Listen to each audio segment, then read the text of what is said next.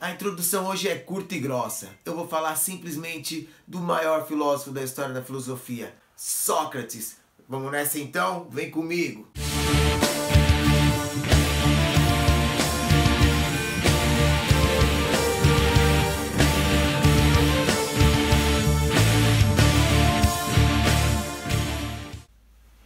Salve!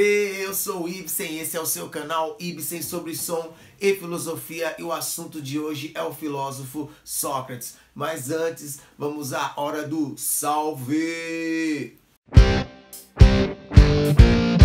É isso aí, é a hora do salve. Se você quiser também ouvir seu nome aqui nos meus vídeos, deixe seu comentário, seu like e não se esqueça, ative o sininho da notificação para ficar sabendo dos meus novos vídeos. Vamos lá então, um salve pro Anderson Alves, pro Renan, pro Fábio, pro Arthur Moreira, pra Natália Deitos, a minha querida amiga, Bruno Carneiro, pra Gabi, pro Luiz Júnior, pra Daniela Nunes Valadão, pra Agnes Silva e pra Suzete Garcia. Vamos lá, hoje nós vamos falar então do grande filósofo Sócrates. Sócrates é considerado um marco na história da filosofia por inaugurar o período antropológico, também conhecido como período socrático, um período em que a filosofia se importa muito mais com a questão das ações humanas, dos valores, do conhecimento. O período anterior ao período antropológico é conhecido como período cosmológico, o período em que os filósofos buscavam entender a natureza, os fenômenos naturais. Então, se você quiser saber um pouquinho mais sobre a filosofia pré-socrática, é só você buscar esse vídeo aqui, que vai estar também na descrição desse vídeo que nós estamos fazendo. Mas o período socrático tem como característica as questões humanas, as ações humanas, o autoconhecimento, ética, política, epistemologia, estética, tudo que é relacionado ao homem. E nós podemos dizer que Sócrates é que inaugura esse período. Sócrates nasceu em Atenas, ele foi um soldado que lutou em várias batalhas em Atenas, uma delas talvez a mais famosa, a Batalha do Peloponeso. Ele era filho de uma parteira, Fenarete, e o seu pai se chamava Sofrônico. Seu pai era um escultor, alguns dizem que ele também mexia com a terra, que ele era uma espécie de um jardineiro, né? Assim, tudo que a gente fala sobre Sócrates é um tanto quanto discutível, porque Sócrates nunca escreveu nada. Tudo que a gente sabe sobre ele, a gente sabe a partir dos seus discípulos, os mais conhecidos, o próprio Platão e Xenofonte. O que se sabe sobre a vida conjugal de Sócrates é que ele tinha filhos e que ele era casado com Xantipa. Para a gente começar a falar sobre Sócrates, é importante entender o contexto histórico dele. Sócrates viveu em Atenas, uma cidade conhecida pela democracia, conhecida pela intelectualidade, e Sócrates viveu num período em que existiam os filósofos e os sofistas. Obviamente, essa distinção era muito difícil de ser feita e, na verdade, eles eram vistos quase que da mesma forma. Para Sócrates, o filósofo é aquele que busca a verdade, que sabe que não a tem e, portanto, a busca, né? O filósofo é aquele que sabe que tem muito que aprender, enquanto que o sofista era um grupo de intelectuais, um grupo de homens sábios que ensinavam a arte da argumentação.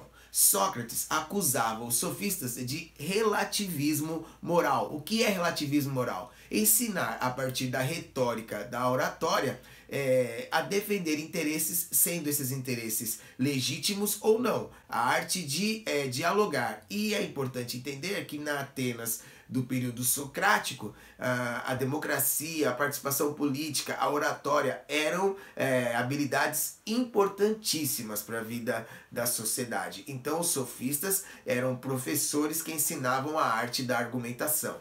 A principal característica do pensamento socrático é o autoconhecimento. Aí é importante abrir um parênteses para dizer que existia na Grécia uma cidade chamada Delfos, onde existia o templo de Delfos. Reza a lenda, né, que um amigo de Sócrates chamado Querofonte foi ao templo e, conversando com o oráculo, perguntou quem era a pessoa mais inteligente de Atenas. Logo, o oráculo disse que era Sócrates. O oráculo era a profetisa, a pessoa que supostamente tinha a possibilidade de se comunicar com os deuses. Querofonte volta e fala para Sócrates sobre essa experiência, né, mística, e Sócrates, de uma forma humilde, diz que só sabia que nada sabia. Como ele poderia ser inteligente se ele era alguém que estava buscando saber? Aquela célebre frase, só sei que nada sei. Lendas à parte, o que é importante dizer é que no templo de Delfos havia uma frase que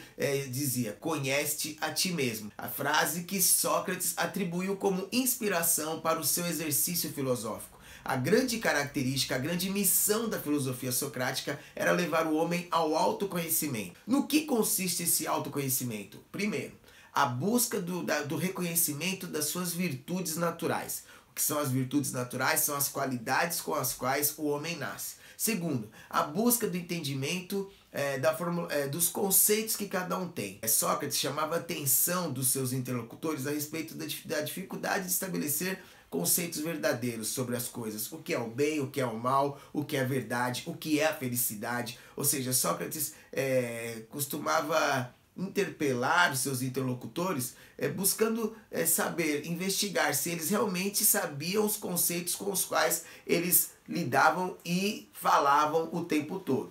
Uma outra questão do pensamento socrático é a ideia de que as virtudes podem nos levar a tomar as melhores decisões. Ou seja, a partir do reconhecimento das minhas virtudes naturais, eu serei capaz de tomar as decisões corretas para a minha vida, ao invés de me deixar levar pelo pensamento dos outros. Não ter uma moral dos rebanhos, mas uma moral baseada naquilo que eu acho correto, na minha ponderação, no meu julgamento, no meu juízo de valor das minhas ações. A gente percebe aí uma preocupação com o que a gente hoje chama de ética, ou seja, uma condução moral. Para Sócrates, essa condução moral é determinada pelo autoconhecimento, pela reflexão sobre o exame das minhas ações na minha vida. Para Sócrates, uma vida irrefletida não é digna de ser vivida. Esse é o grande legado do pensamento socrático. Agora, como funciona o método socrático? O método socrático se baseava em 3 características básicas. Primeiro, dialética. A dialética é o confronto de ideias.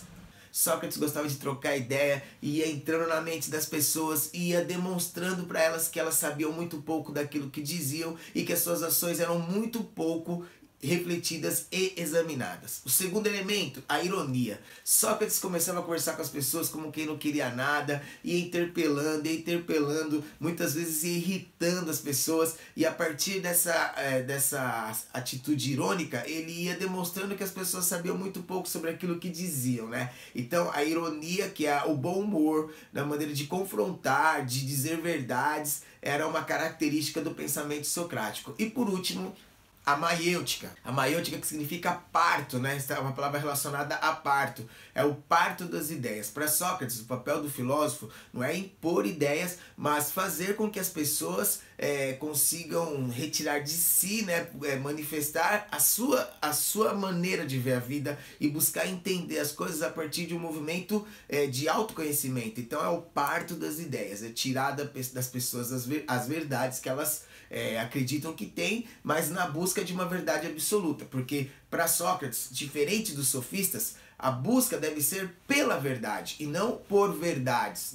Sócrates, ele era contra esse relativismo moral. Sócrates então foi condenado à morte a partir do envenenamento por cicuta. Sua morte abalou Platão, abalou os seus seguidores, mas Sócrates e a sua filosofia ficaram eternizados e hoje ele é um dos grandes nomes do pensamento ocidental e é lembrado em todo o tempo e é considerado o grande marco da história da filosofia. Eu espero que você tenha gostado, espero que você deixe o seu like, seu comentário, não esqueça de novo de ativar o sininho da notificação. E aqueles que deixaram seu comentário vão ter os seus nomes ditos na hora do salve. Tamo junto! Salve!